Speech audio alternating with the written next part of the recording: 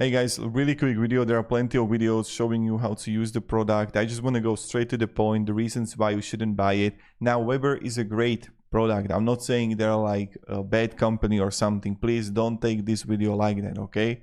I just want to like save you time. So primarily thing what you have to be aware of are the wheels. So they're like cheap plastic wheels. This is something that to be like aware of it, and that's something to be like expected.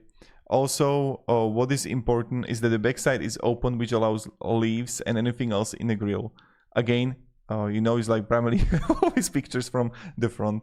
So this is kind of like for the back. So as you can see that the back is open and the leaves can, you can see that you can see that in store display.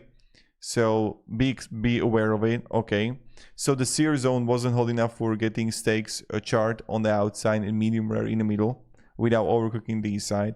Also, it can take a while to heat up, so be expected of it. And assembly also takes time.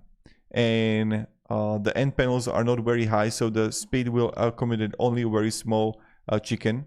And then paint also can chip over time. It's not really a big issue, just be something to be aware of.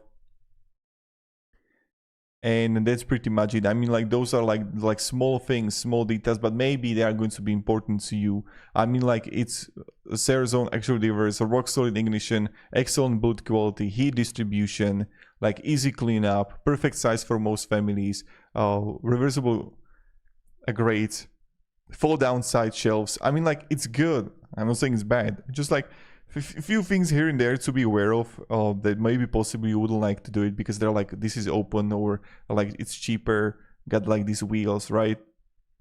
So yeah, please don't judge this video, guys. This is just like a quick one for you. So have a great day, guys, and goodbye.